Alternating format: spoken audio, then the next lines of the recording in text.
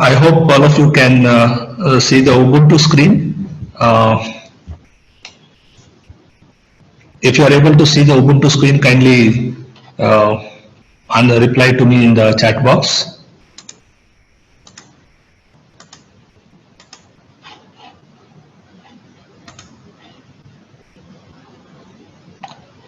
Okay, is the font size visible, or should I make it little bit bigger?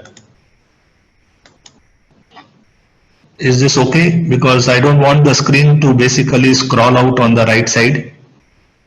Because yesterday sometimes it was going beyond. Okay, I think is this okay? Because when I looked at the recording afterwards, I could see some portion of the right side text was actually missing. So what I'll do today is I'll just drag it a little bit more right side. Okay, there is a,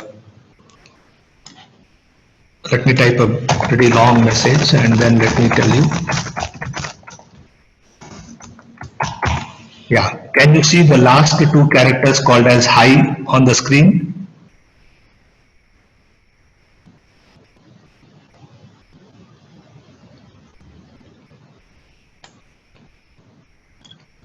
You cannot see it.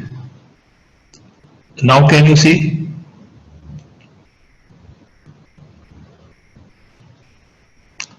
The last two characters H hi.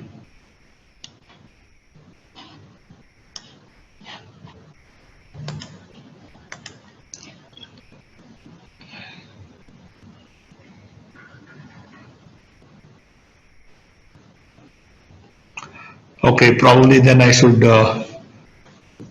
make the font size a little bit smaller. Okay, but can you, I'm going to type the text.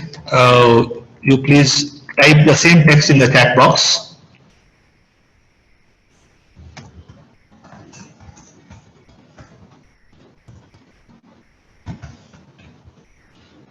I have typed today is Thursday on the screen. If you are able to see that, you please type it.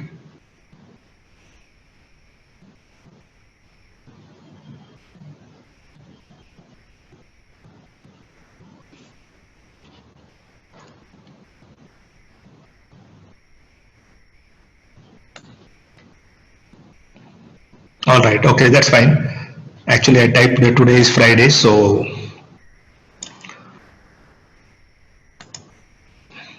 okay, I think that is okay, fine. So what we do is we are going to start with today's session. Yesterday what we did was we introduced ourselves. Yeah, by the way, is the audio very clear?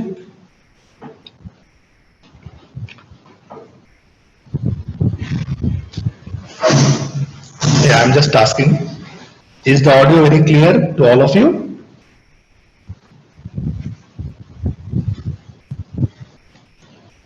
Okay, that's fine. Okay, because I'm able to get reply only from few people, so I will take that reply as a positive. So both my screen as well as my audio is very clear. Actually, I have slightly changed the mic version. I have gone for a new, different mic. Okay, so what we did yesterday was we basically continued with the features of the Unix operating system. And now we are familiar with the features of Unix operating system along with the directory structure, how basically files are stored in Unix operating system. And you also know that everything in the world of Unix is actually treated as a file. And whether it is an ordinary file that is created by the programmer or any shell programming or awk script, as a matter of fact, even your C or C++ program. And apart from that, every physical component that is associated with Unix, like your monitor or keyboard, all those are also treated as files, but they basically come under a special category called as device files. Apart from that, just before winding out our session yesterday, we had a look at one of the most important command of Unix operating system, that is called as cat. which basically stands for concatenation.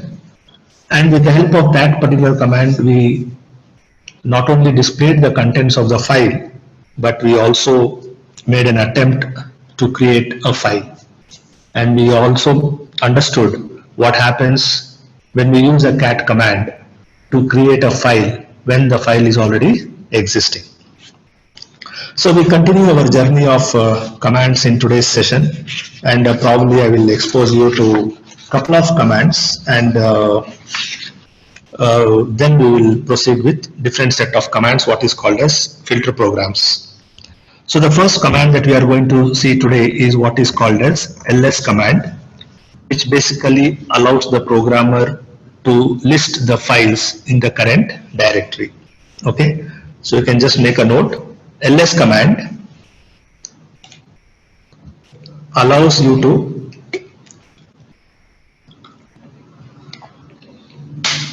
list the files in the directory. So you just say ls command and you press enter key. That is how you get the output.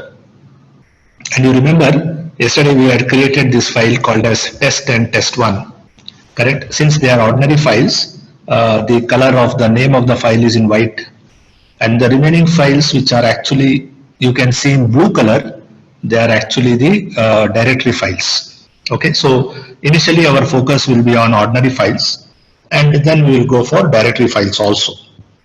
Even though for us it is an ordinary file or a directory file, for Unix operating system it is only one single entity that is called as files.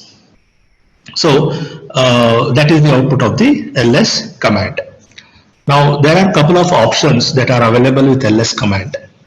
Now if you try to recollect, I had shown you the syntax of the command of Unix operating system. Any command, its syntax is like this: for command followed by option and followed by the file name. This is what we had seen yesterday, right?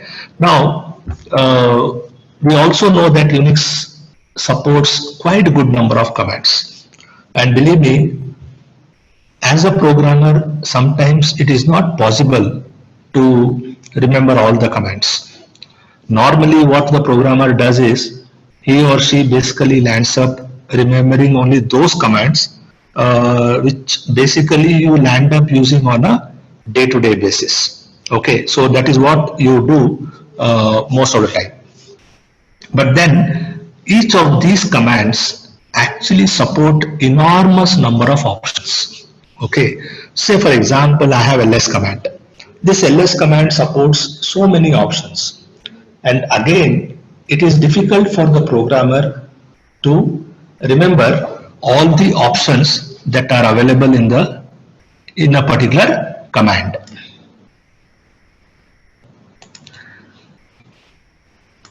So for which what Unix does is it allows you to basically make use of the command which is basically giving you what is called as manual help, right? So what Unix says is, even though as a programmer either you forgot or either you forget an option, or probably you don't know the option, correct? What you can do is you can take an online help from the operating system itself. You don't need to basically worry if you have either forgotten the option or you do not know the option at all. Okay, say for example I am a programmer who do not know the options of ls command. What I do is I use a command of Unix operating system called as man, which stands for manual help, right? I take the help of this particular command which stands for manual help. Man takes only one parameter, and that parameter is nothing but the command itself. So which command I want to take help? I want to take help of ls command, and hence what I do is I give ls as an option as a parameter to the man command. So just have a look at the output.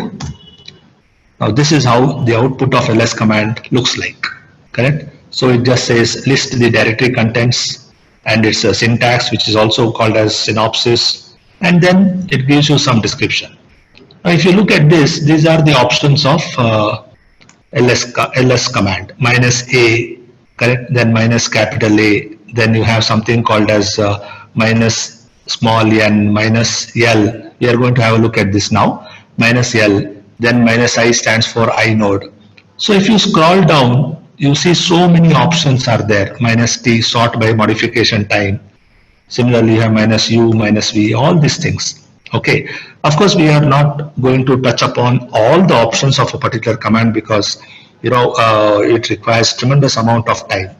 So as and when there is a need for us to have an option associated with the command, I'll be introducing those options. But then in your work environment, you can always take the manual help directly from the system, or probably you can take the help from the manual, the hard copy of the manual, and then carry out your task.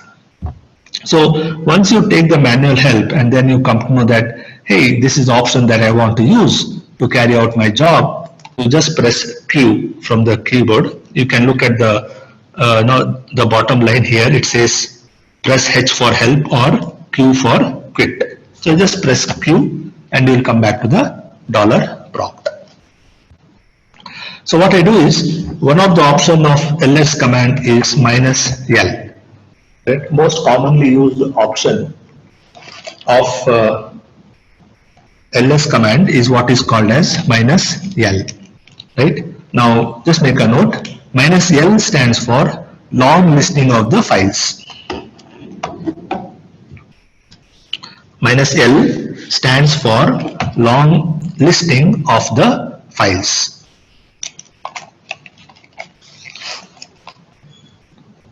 Okay, so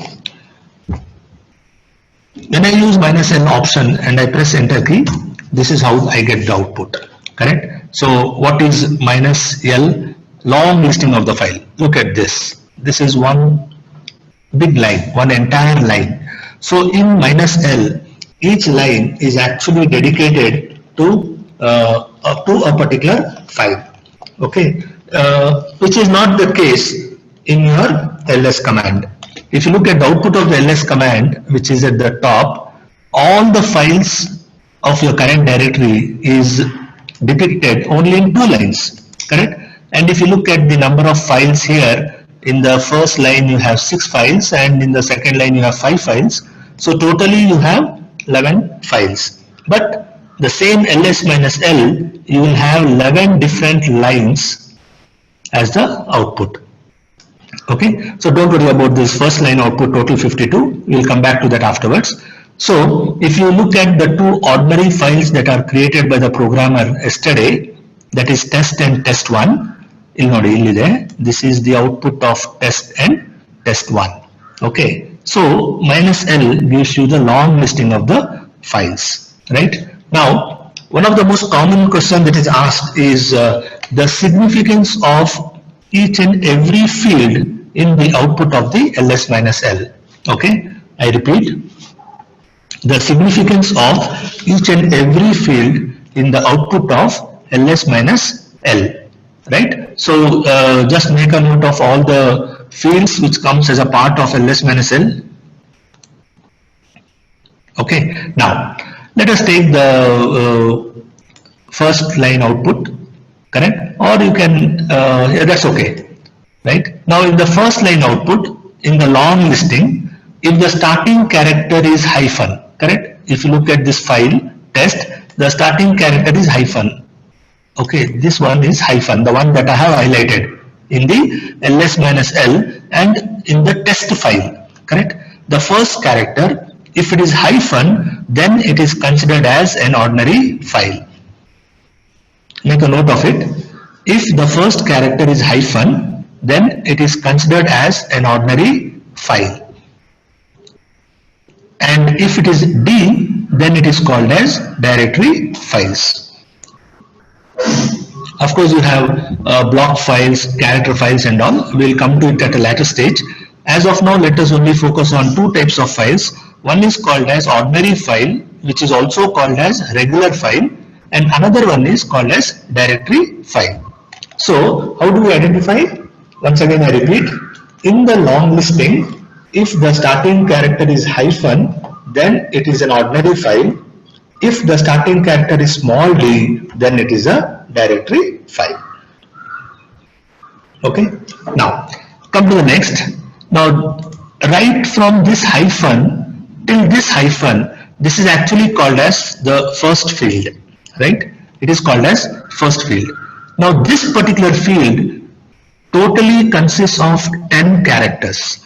Observe the output carefully. It consists of 10 characters, out of which the first character tells you the type of the file, which will be either hyphen or D, as far as our discussion is concerned right now. If you ignore or if you omit or leave the first character hyphen, then the first field is left out with 9 more characters. Observe carefully. The first field is left out with 9 more characters. Okay. Now the significance of these 9 more characters is, just try to recollect the session in which I told you at the outer level there are 2 types of people who work: the system administrator and the programmer. Okay, at the outer level. Now at the next level we have couple of more people who work. Okay. Now when I say at the next level, it doesn't really matter the system administrator. It actually matters who are all the programmers. Okay. So at the next level, there are 3 types of people who work in Unix operating system. Make a note of it. Who are those 3 people? The first one is called as owner. The second one is called as group, and the third one is called as others. Okay. So these are the 3 types of people who work in Unix operating system: owner, group, and others.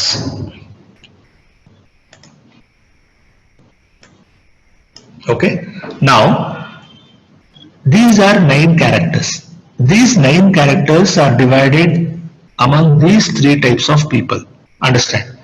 These 9 characters is divided among 3 types of people. Okay. So for better understanding, what I do is I will take this output of ls minus l and I'll store it in a file.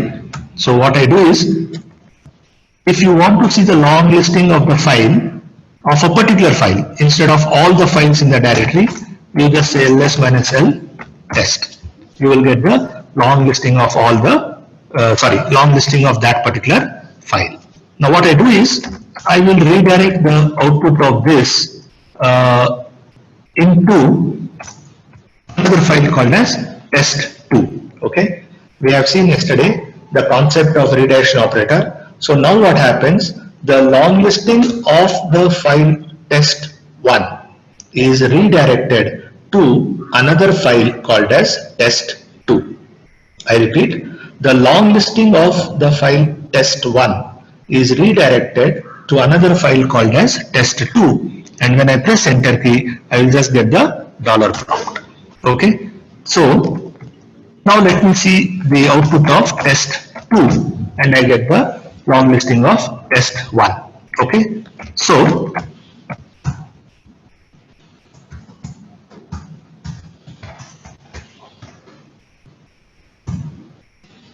this is the output of long listing of test1. So I was talking about the second set of 9 characters, right?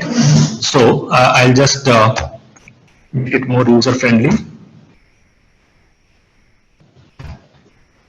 Okay, so I was talking about these 9 characters. Okay, so apart from the first character hyphen, you have totally 9 characters which are part of the first field. And I told you just now, the 3 type of people who work is, one is owner, one is group, and third one is others. Right? Third one is others. Now the significance of this 9 characters is like this. These 9 characters, they are divided among these 3 people, out of which the first 3 characters belongs to owner, which is nothing but RW hyphen. Understand this. The first 3 characters belongs to owner, which is RW hyphen in this case. The second set of three characters belongs to group, which is again RW hyphen in this case. And the last set of three characters belongs to others, which is nothing but R hyphen hyphen in this case. Okay. Now, what do we mean by these three characters, or probably this set of 9 characters? When you say RW hyphen for owner, it means that the owner has got read and write permission for that particular file. Understand? RW hyphen means the owner has got read and write permission. Similarly, the group also has got read and write permission. But when it comes to others, it has got only read permission. Okay. So this is actually called as file permissions. Even though, or the way you have 3 type of people who work at the next level of Unix operating system, what is called as owner, group and others. Similarly, for every file, okay, make a note, for every file you have 3 types of permissions. Okay, so be careful. For every file you have 3 types of permissions. Those permissions are R stands for read, W stands for write, and X stands for execute. Make a note of this.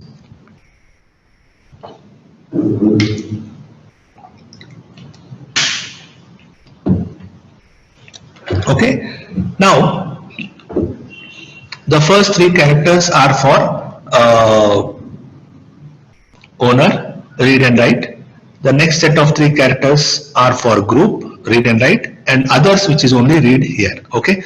Now, suppose if the owner has got read, write and execute permission. Okay. Suppose if the owner has got all 3 permissions, then the long listing, he will get the output as RWX.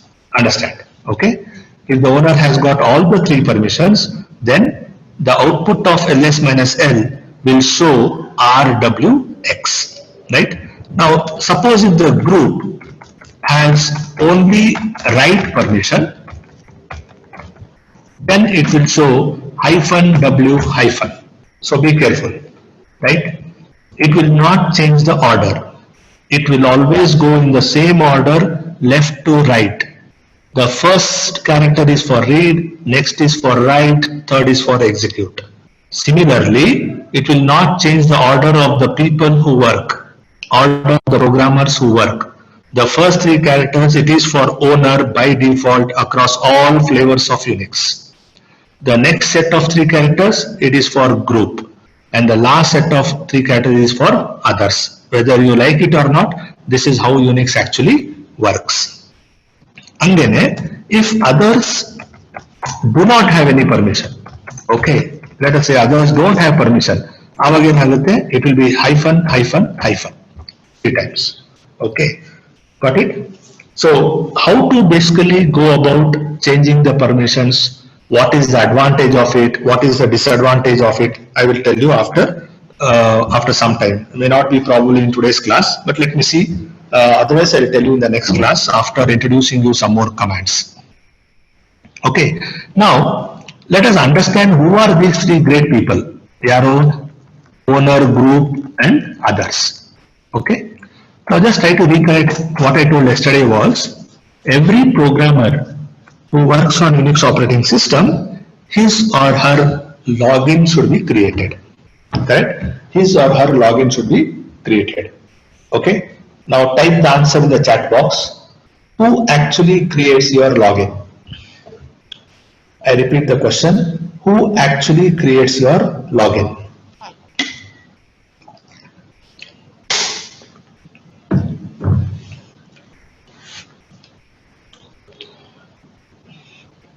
Okay. I don't know if I have told you this. Back end, the entire session of mine along with your attendance gets recorded. Apart from this, yesterday I saw the paid I'm sorry, the paid version of mine also records your chat box. Okay, so I will come to know who all have answered probably at the end of the day, right? So it's always good that let the session be an interactive session, correct? As far as possible, try to answer it whenever I ask a question in the chat box. Okay, that's fine. Some of you have answered, and the answer to the question is none other than your system administrator. Okay, so administrator creates your login. Now, let us say I am an administrator and I am creating couple of logins in the Unix operating system. So, let us say I create a login for 18CS001. Okay. Now, when I create a login for 18CS001, right, he will be the owner. Okay, 18CS001 is the owner. But at the same time, when I am creating a login as an administrator, I should associate every owner to a particular group. Understand? I should associate every owner to a particular group. So what I do is I will associate this particular login 18CS001 to a group called as SEM5A. Okay.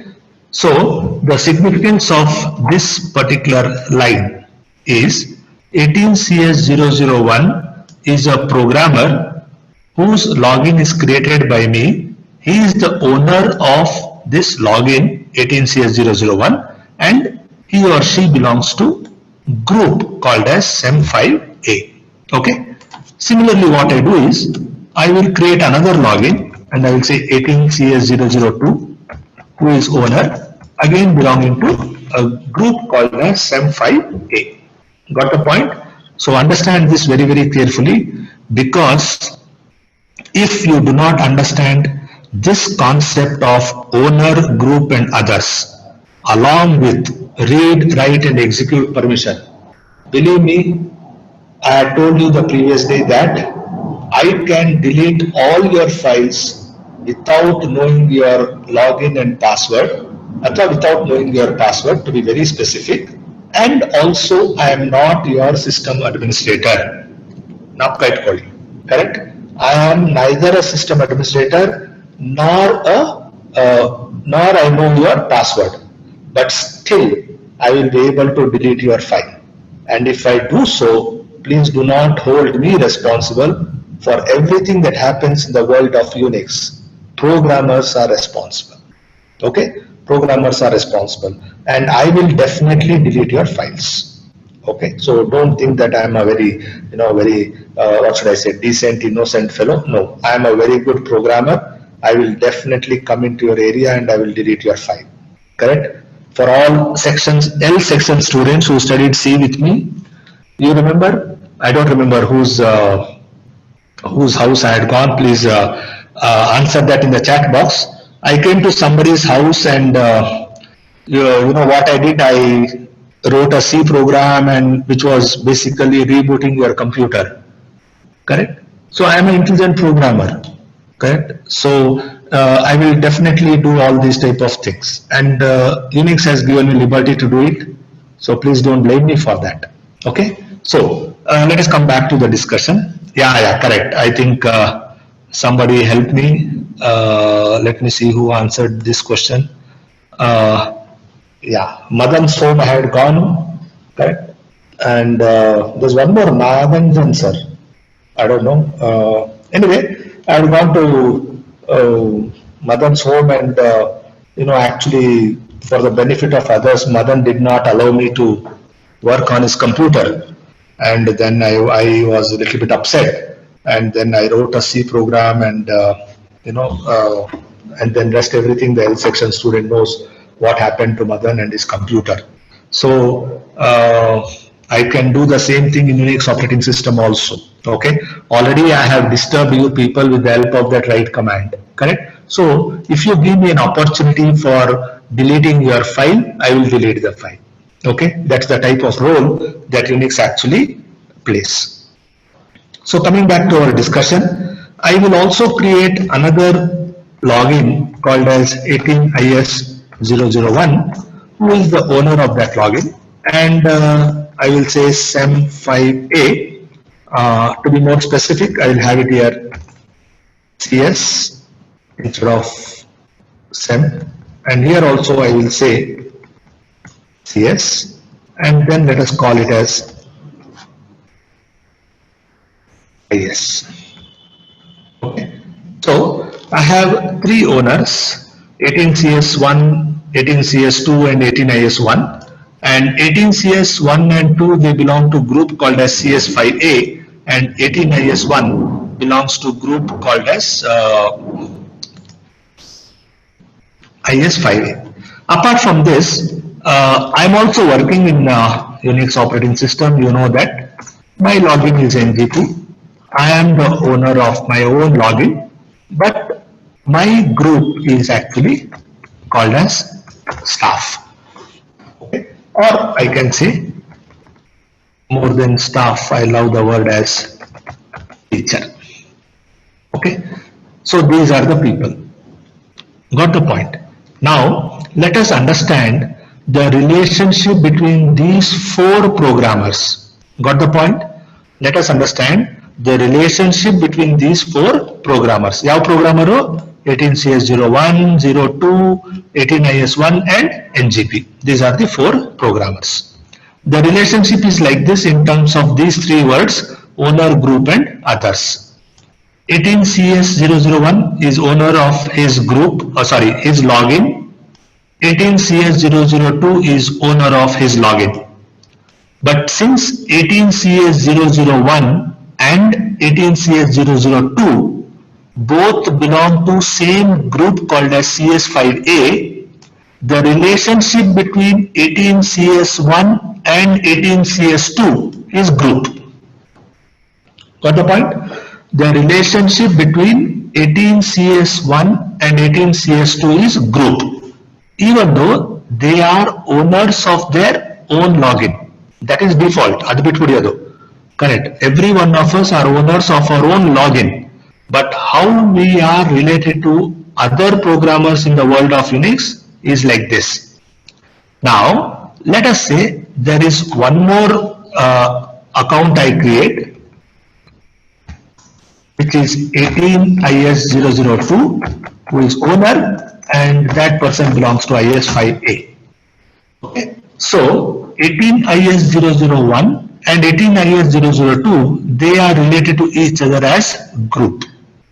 Got the point? Now let us see the significance of others. Correct? Now watch out carefully. These three people, Yaro, 18IS1, 18IS2 and NGP. These three programmers do not belong to CS5A. Do you agree? These three programmers do not belong to CS5A, and hence the relationship of 18CS001 with these three people is others.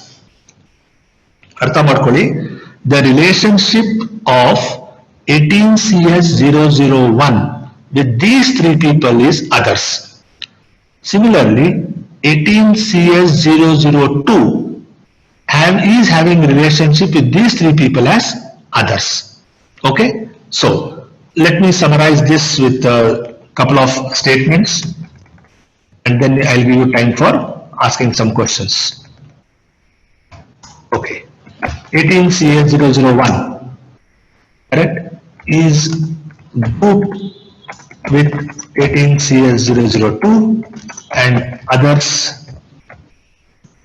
with 18IS001, 18IS002 and NGP. Got it, all of you? This is the relationship. I write one more relationship with respect to IS. 18IS001 is himself owner, aita, group with 18IS002, others with 18CS001, 18CS002 and NGP. At the point, respect to my login,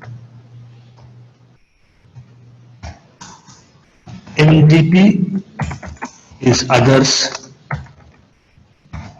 for above 4 programmers. Do you agree with this? Right? So this is the significance of owner, group and others, and also this particular permissions. What is that? Read, write and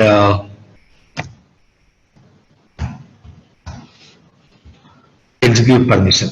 Okay. Now let us look at the significance of this. Okay. Now let us say there is a file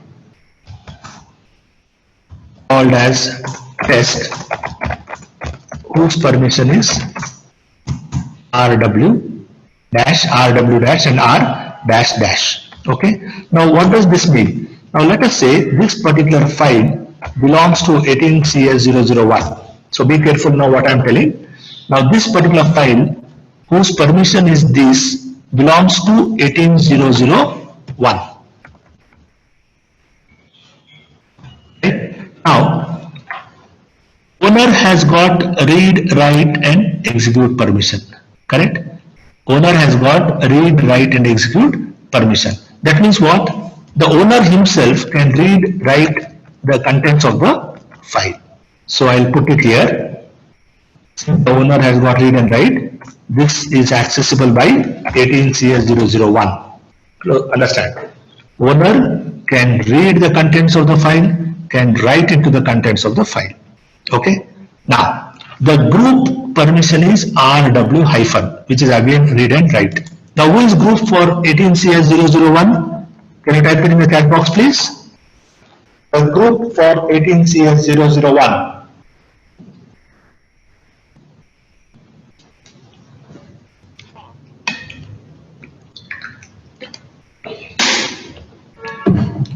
Correct, 18CS002. So 18CS002 can also read and write. Please understand, even though the file is created by 18CS001, even 18CS002 can read the contents of the file. That is very, very important. Okay, 18CS002 can also read the contents of the file. Right? Now, who is others for 18CS001? Reply in the chat box. Who is others for 18CS001?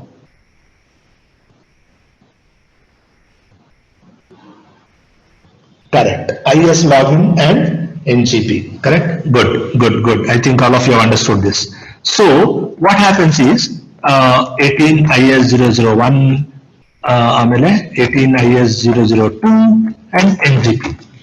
Now these three people are actually others for 18CS001. So these three people who IS1, IS2 and NGP can read the contents of that file.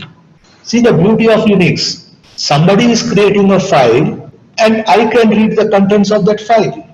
Understand?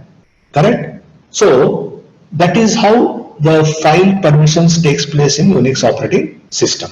Correct? Now, let me tell you one more thing. Where is the dangerous point here? The suicide part from 18CS001. Suppose if it is like this, for the owner, you have 3 hyphens. For the group, you have 3 hyphens. And for others, you have RWX. Something like you are trying to do a charity here. Correct? A noble cause, and you think as a programmer you're trying to do the noble cause. Let me tell you one thing, Unix does not work on these type of emotional blackmail or emotional stuffs. Unix will not entertain. Unix will respect you. You have set the permissions like this for your file. Correct? So what does it indicates? Can the owner 18CS001 read the file? No. Owner cannot read the file. Very good. Can the group read the file 18CS002? No. The group also cannot read the file. Me as others, can NGP अथवा 18IS001, can that programmer read the file? Correct. NGP can read the file. Can NGP write into that file? Yes. Now watch out carefully. If NGP can write to that file, NGP will delete that file. Can I delete? Can I delete that file? I can delete because you know the criteria behind deleting any file is you should always have a write permission. Okay. Now how to delete, how these permissions are changed, how to take precautionary measurements, I will tell you afterwards after I introduce one more command which is exclusively for this permissions. But please understand, if the long listing of any file is like this, you are inviting a big trouble in your world of Unix. Correct? You are inviting a big trouble in your world of Unix. You cannot come and say, NGP sir, you should not do like this. You are a good person. Why you should delete your file? No. Sorry, I am not good as far as Unix is concerned. Correct? You have given me the permission. Correct? I have not given this permission. Understand? You have given me this permission. I will respect you. Correct? And respect is something which comes from the heart. Correct? You remember all those who attended my attitude session, something called as plastic smile. Correct? This is not a plastic smile. 18CS001, this is not a plastic smile. This is directly coming from my heart where I am respecting you. Correct? And since you have given the right permission, my way of respecting you is delete it. Correct? So what I was trying to tell you is, even though these type of stuffs are allowed in the world of Unix, please be careful when you are giving the permissions to the outside world.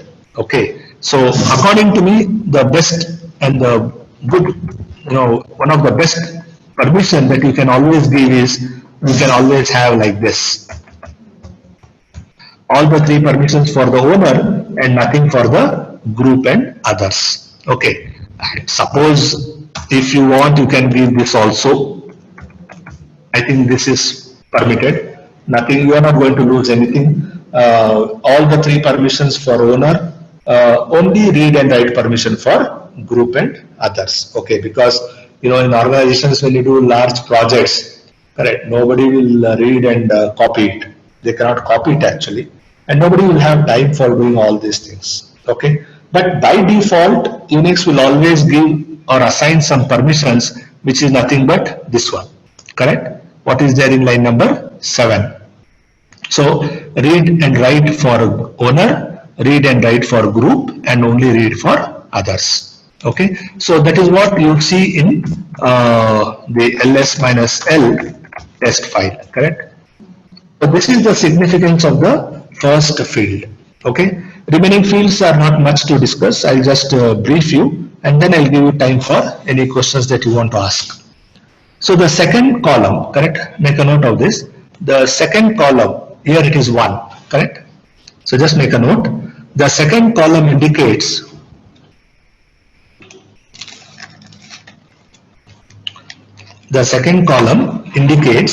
the number of links associated with the files. The second column indicates the number of links associated with the file. Full stop. This is actually the number of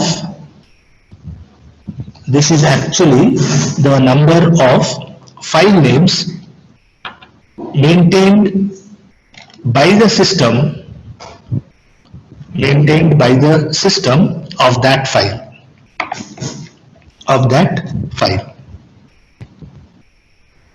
Okay, next, the third column, this one, ADMIN1, the third column shows the owner of the file.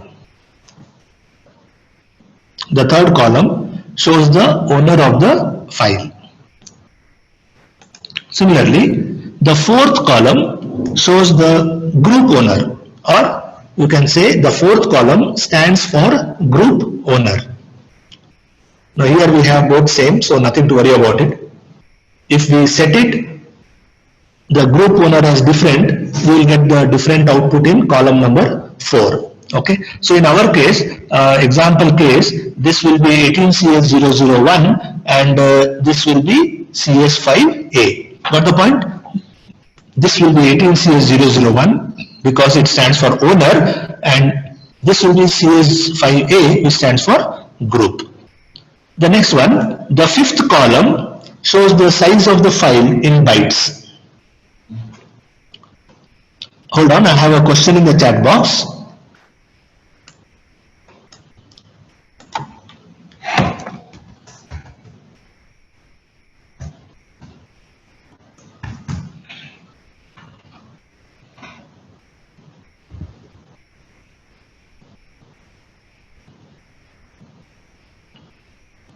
Okay, I got the question. See the second column, right? I repeat once again, the second column, it indicates the number of links associated with the file, right? Now, of course, the details of it I will tell you later, but as of now, what you understand is, here the second column is 1. That means the link is only 1 for the file test. And this particular file test is a unique file.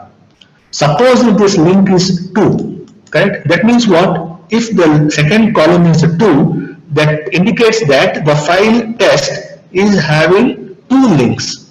That means there is another file in this world of Unix which is associated with test.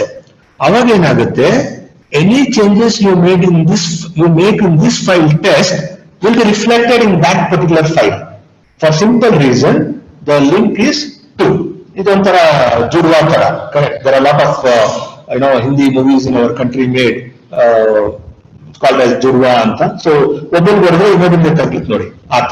right? So that is called as link, right? And I hope you have understood this.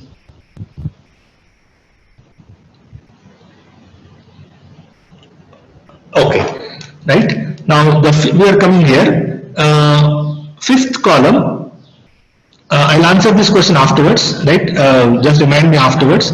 Is root considered a part of all groups? I'll answer it afterwards, please. Now the fifth column is 75. That is nothing but the size of the file. Then next is 6th, 7th and 8th column. Right? Directly this is here.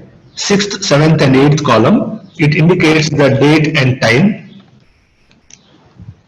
It indicates the date and time. Very specifically, it indicates the last modification time. Very specifically, it indicates the last modification time. Okay, and the last column, common sense it is, the last column is the file name. Okay, the last column is the file name. So, the bottom line is, in the long listing of the file, the name of the file appears in the last column. I repeat, in the long listing of the files, the name of the file appears in the last column. Okay? Yeah. So, if you have any doubts, you can raise your hand, athwa I'll unmute you, or you can put the question in the chat box. I'll answer one by one. You need to give me some time. So, let me look at the first question. Is root considered a part of all groups? See, root is basically a login, understand, correct? And since it is the topmost login in the world of Unix, right, it will be treated as others for all of you. From your perception, root will be others because the root login also will have some or the other group associated. And the group to which the root will be associated, or obbre irtaralla, yaru iralla. So if I am a system administrator, I will be having my own group and I will not allow anybody else to join that particular group, right? But as I told you earlier, system administrator is at the top of the Unix world. Root node tara. Got it? Okay. So Since it's a root node or the topmost fellow, all these type of permissions has got no significance to the system administrator. Let me tell you, even if you have all 9 permissions as hyphen, I can still delete your file. Okay, so that is different. Yeah, any other question, please?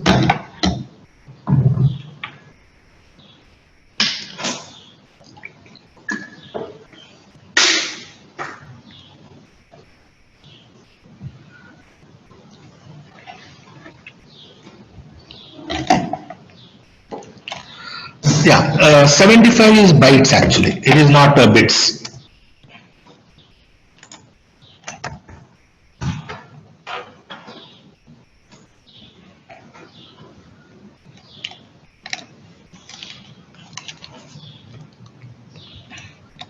Yeah.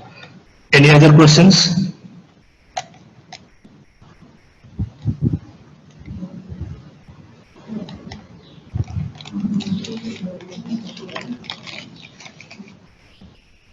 Okay. All right. I think everybody are comfortable with the discussion so far. Okay. So yeah, shall I continue or do you want just a 2-3 minutes break? Because it's just a command, so it's more interesting. I don't mind continuing for some more time and then we can stop directly.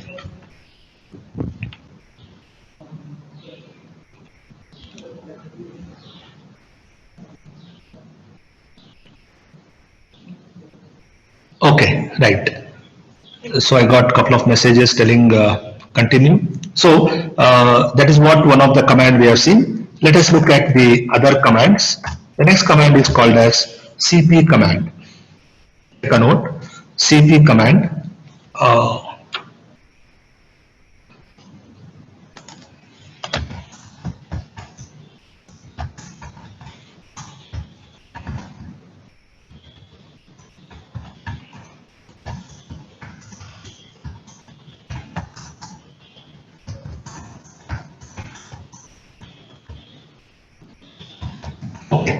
That's a question here. What if I have to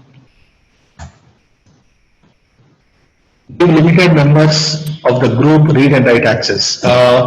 You cannot actually do that directly. Okay, yeah, so once there are 10 people in CS5A group, any permission that you give is applicable to all the 10 people. Okay, so directly you cannot give to limited people or limited members of your group. If at all you are very keen on this, you write a script and run that particular script in the backhand. Correct? Only then there is the possibility of you to do this. Otherwise, Unix will not allow you to do that.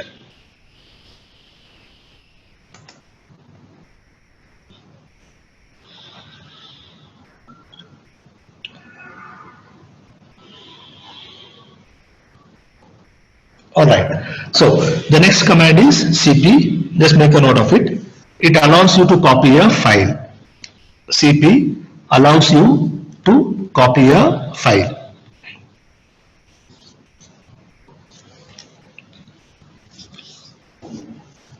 The syntax of the command is cp file 1 and file 2. Okay, this is the syntax. So what it does is it copies the contents of file 1 onto file 2. Okay, it copies the contents of file 1 to file 2. Right? Now, let us take a simple example. Let me check the long listing of the file. I have test1 and test2. Okay, so what I do is I will say cat test2. Oh, this is not, so many things are there.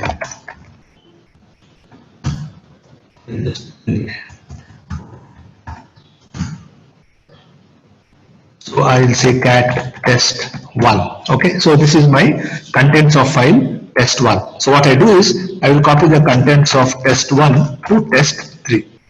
Okay, I will copy the contents of test1 to test3 and then I press enter key. I will get the dollar prompt. Okay, so the successful return of dollar prompt indicates that copying has been done successfully. So now let me see the contents of test3.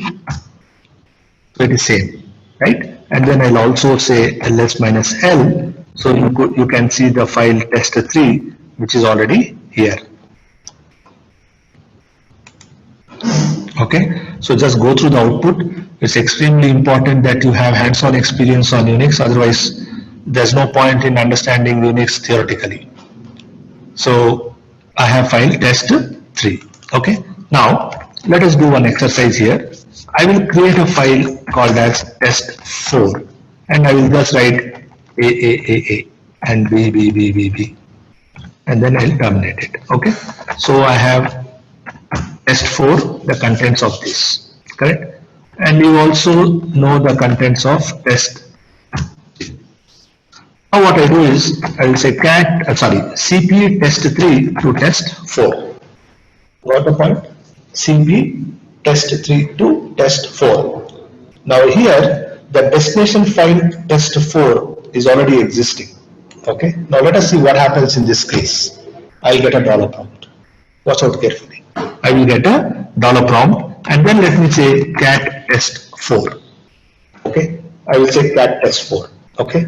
Answer this question in the chat box. Now I will press enter key.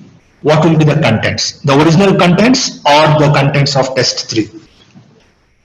I repeat the question. What will be the output of this command if I press enter key now? Will it be the original contents of test4 or the contents of test3?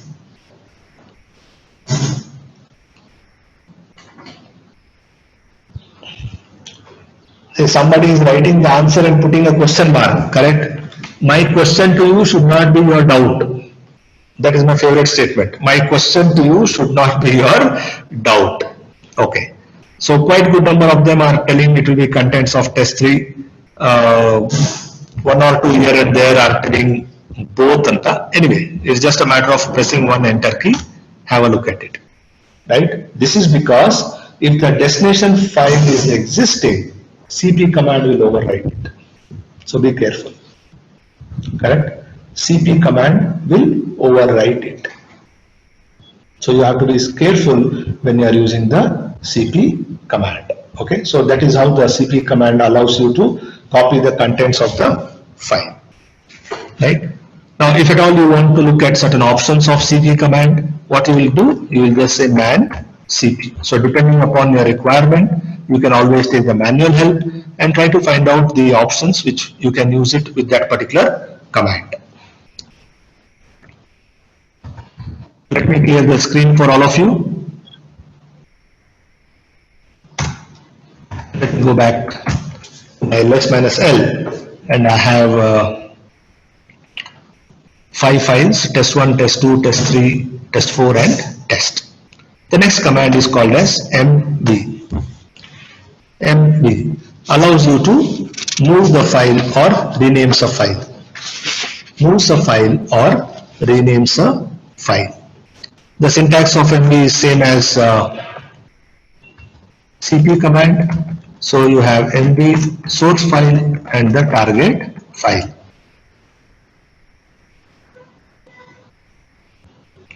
Okay, so I have source file and the target file. Now what I'll do is, let's have a look at it. I'll just give you a different version of ls-l. I'll explain you later. ls-l test star. I will get the output of only test files. Correct? So what does this tell is, display the long listing of all files whose starting 4 characters is test. Make a note of it. When you give ls-l test star, it means display the long listing of all files whose starting 4 characters are test. I'm talking about the name of the file, right? So whose starting 4 characters are test followed by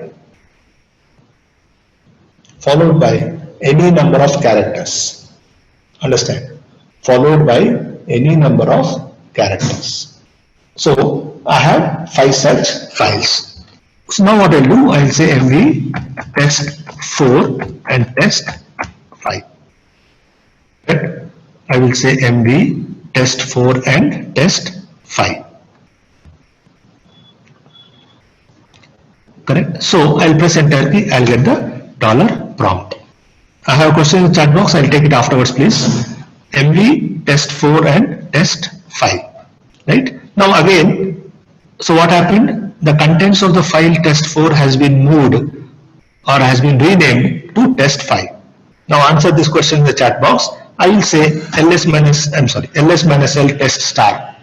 I will press the enter key. How many files output I will get?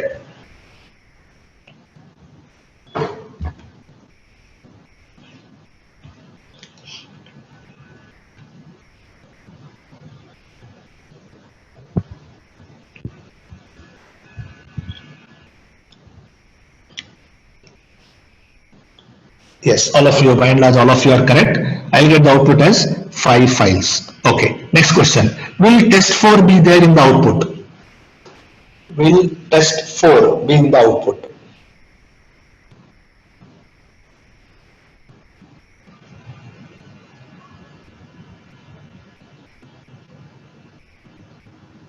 If you are not understood the question, I will tell you once again. Will test 4 be in the output?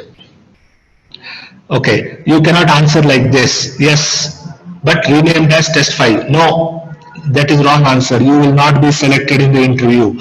Please do not tell that test 4 will be there, but will be renamed as test 5. Idu yavudu Hindi athwa Kannada movie alla raja. Okay, so it will be test 1, test 2, test 3 and test 5. Okay, these are the 5 files which will be there.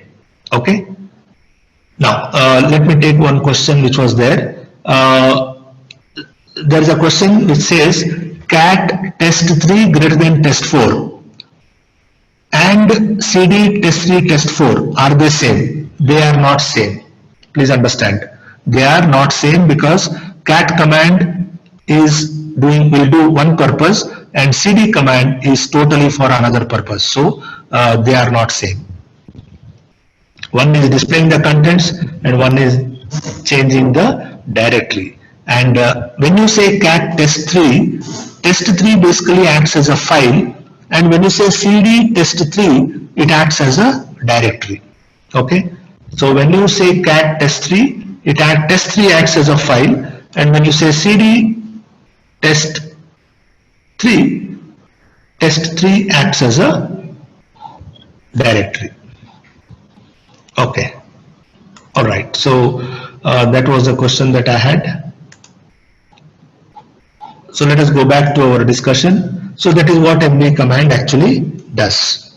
The next command, rm command, rm, which stands for remove a file, removes a file. Syntax is rm followed by file name. The syntax rm followed by file name. So sorry, let me clear the screen for all of you. Okay, I have this. So what I do is I will say rm test2. So please understand, with this command I am trying to delete a file called as test2, right? Now I told you that Unix always treats you people as an intelligent programmer. So be careful. Now what do you mean by this?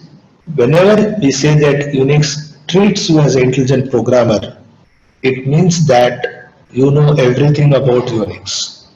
Whatever you do, you know what is the significance of it, what is the meaning of it, what is going to be the resultant outcome of it. Idu nimge gottirutte.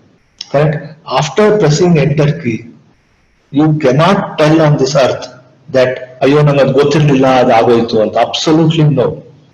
You are all safe on this earth as far as Unix is concerned, unless and until you don't press enter key. Watch out here. I have given rm test2, but I have purposely not pressed the enter key.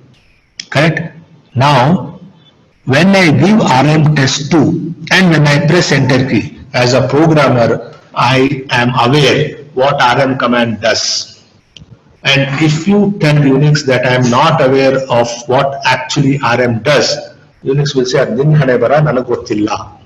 Please understand. So please do not underestimate the power that Unix has got. the moment you press enter key, the control is totally out of your hand. See, even now I am safe. You know why I am safe? I can do this.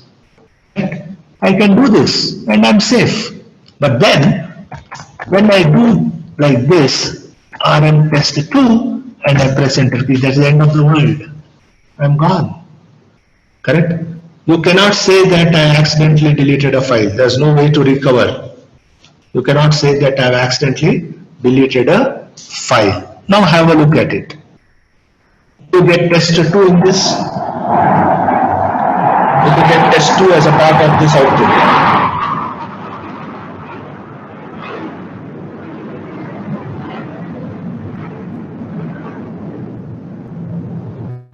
Okay, correct. So you won't get. So you get only 4 files. Okay.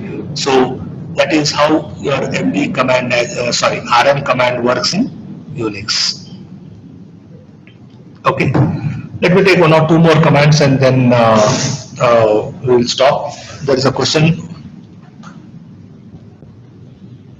When is it necessary for us to give the path of the file while we are using RM command? It depends upon 2 things. First thing, it depends upon which file you are deleting and whether that file exists in the current directory or it exists somewhere else. Okay. Now here, when I demonstrated the RM command and deleted file test2 was in my current directory only. So RM, I could easily use it. But suppose if the file you want to delete is in some other directory, there are 2 ways of deleting it. Either you go to that directory and delete and come back, which I may not recommend for the programmers. Another way is, you path you can delete it. What is called as absolute path. Okay. Okay. And the most dangerous thing in the world of Unix is RM test star. Not necessary. I don't say this is a dangerous command, but yes, you have to be careful when you are using star, because when you say RM test star, all the files whose starting 4 characters are test will be deleted. Agut, Jai Ganesh, Mugit. That's all, over. Even if I stand upside down, I commit suicide, whatever it is, I jump from the, pretty big Burj Khalifa also, I jump from there. Unix says, thank you very much.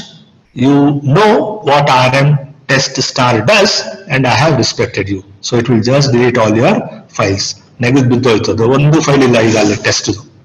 Got the point, right? But more dangerous than this is this one, RM star. Please understand this, right? You should be extremely cautious about giving this command. Appi tappi, don't give this command. And by chance you give this command, don't press the enter key unless you are sure what is going to happen. Unless you are sure the files that are going to be deleted may not be of much significance for me. In that case, you delete this particular, in that case, you please use this particular command. Illa andre once if you press enter key, that's the end of your Unix world. Correct? And also like this, it should not happen in your lab. Correct? You are working in the lab and I am also your friend, your colleague, and I already posed problems for you with the help of write command. So lab work martha irthivi. Correct. Now our 18CS001 is an intelligent programmer. Our Abhita is a programmer. Our Arvind is a good programmer. And they are learning a lot. And what happens is, let us say our 18CS001 or Abhita or Arvind, they will give this command just to check. And they will not press enter key. Sumne screen mele RM star kotbutu, they keep looking at the beauty of this RM star. Wow, it so looks nice and all those things. But all these 3 programmers, they are a little bit hesitant to press the enter key. Ontara mujgara, badappa, yenagutte anta. And just imagine, I come and stand behind you and you will say, hey, Abhita, what are you doing? RM star. And I press enter key. Got the point, right? So just imagine, right? When I tell that, be careful when you are pressing enter key, it does not mean that somebody else cannot press the enter key. Correct. I will just press enter key because I don't like you people. I don't like 18CS001. I don't like programmers. I don't like all of you seriously working. You agree? That was my intention when I gave you the right command. Right? So now in Martini accidentally, I will not accidentally. Purposely, I will press enter key and then I will say, hey, sorry, Arvind, oh man, I forgot, sorry, yaar, and all those things, and I will disappear from the scene. Understand? Correct? All the hard work that you have put from days together, weeks together, or probably months together will just go to a toss within a fraction of a second. Correct? So please be careful. Do not press enter key when you give RM star. Got the point? Correct? Now, I will tell you one of the difference between the earlier operating system, what was called as a DOS, and Unix. See, in DOS, it is actually called as disk operating system. Okay, and now you have Unix and RM star. Okay, what this does will delete all the files. Okay, will delete all the files the moment you enter, the moment you press enter key. Understand? Very, very important. It will delete all the files the moment you press enter key. Over. Chapter close. But then look at. So what Unix tells is when you have given RM star, you know very well that it will delete all the files. It will delete all the files. And when you know that it does that particular job, then tell me one thing, why you gave that particular command? Since you know what you are doing, I am not going to give you any warning message. Understand? It is not going to give you any warning message. On the other hand, what DOS says is, you are an ordinary programmer, right? You are the most useless programmer who is working with my operating system, right? So DOS thinks that you are the most useless programmer. On the other hand, Unix thinks you are the most intelligent programmer who knows everything. So DOS में लेना लेते हैं, the dollar prompt of Unix is same as C:/greater than this one. This is the prompt of your DOS, C:/greater than. Of course, you don't have this operating system now, but this was the first operating system in which I worked a couple of years back before I, moved on to Unix operating system. So C:/greater than is the prompt of the disk operating system. Now the command which is similar to RM star in DOS is del star. This is the command which is equivalent to RM star of Unix. Okay, so RM star deletes all the files, del star dot also deletes all the files. But see the difference in the functioning of these two commands. As I told you, DOS thinks that you are the most useless programmer on this earth who do not know anything. So the moment you give del space star dot star and press enter key, okay, when you do this in Unix, let me come back once again here. When you do this and you press enter key in Unix, you will get only dollar prompt. Achha, move it over. Life is gone. On the other hand, when you type del star in DOS and you press enter key, it will not give you prompt because you are the most useless programmer. You will get a warning message. Yenanta? All files will be deleted. Are you sure? Then you will have a message like this and then followed by question mark. Cursor will be there, blinking. So DOS gives you a warning message, all files will be deleted. Are you sure, yes or no? And then suddenly you say, what nonsense. I am such an intelligent programmer. I know bloody what del star dot star does. So, it's okay. I will press Y. So you press Y. Now watch out carefully.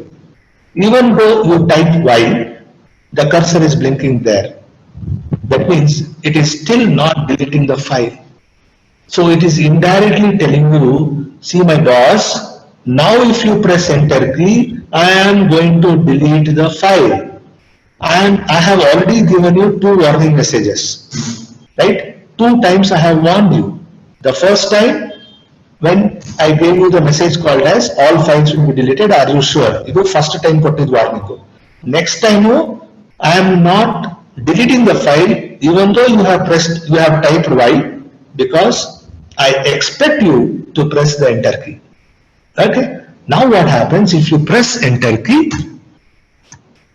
DOS will give you the prompt. Now all the files are deleted. Understand? Now all the files are deleted. Now what is the significance of this? You can always come back here, okay, after you have typed Y, suddenly you realize, no, I don't want to delete it. So what you can do is, you can type N and press enter key. You will get the prompt. Of course, all your files will be safe in your directory. Got the point? So this is the fundamental difference where we can always prove that disk operating system is user-friendly operating system, whereas Unix is programmer-friendly. You need to know what you are doing in Unix. So that is why, once again I am reiterating, any damage happens in the world of Unix, you as a programmer are responsible and nobody else is responsible. Okay, so please be careful with this. Okay, accidentally also do not allow anybody to be in and around with you when you are issuing these type of commands. Okay, for understanding purpose, my suggestion is you can create couple of files with 1122 lines. Correct. Best way is create one file and make multiple copies of it so that you don't waste time in creating a file, and then you issue RM star and just check whether it really works. Correct. So for the at the initial stage, when you are trying to understand Unix, when you are trying to see how Unix actually works with these type of commands, I suggest all of you to execute all the commands that I have shown, correct, in order to ensure that you understand the commands very, very well. Because what is more important out when you go to the industry is they'll ask you a very simple, straightforward question, and that is, do you have working knowledge of Unix? It's as simple as, because Unix is one subject which cannot be totally studied, theoretically. It needs not some portion of practical or hands-on experience. It actually needs tremendous hands-on experience. Okay, that is the prime reason for all those students who are interested in doing a mini project. I will allow them to do the mini project. I'm working on that. Probably in a day or two, I'll send a message in the group. So all those who are interested in doing a mini project can have a discussion with me, and then I can give you even permission to come and meet me in the college, and then I'll tell you what all you can do, so that your efforts in the mini project will not go waste in terms of understanding the subject and having hands-on experience. But at the same time, I will assure you that some component of your 10 marks weightage of your internal assessment, I will assign it to the project. Okay, so I think this is more than sufficient for today's class.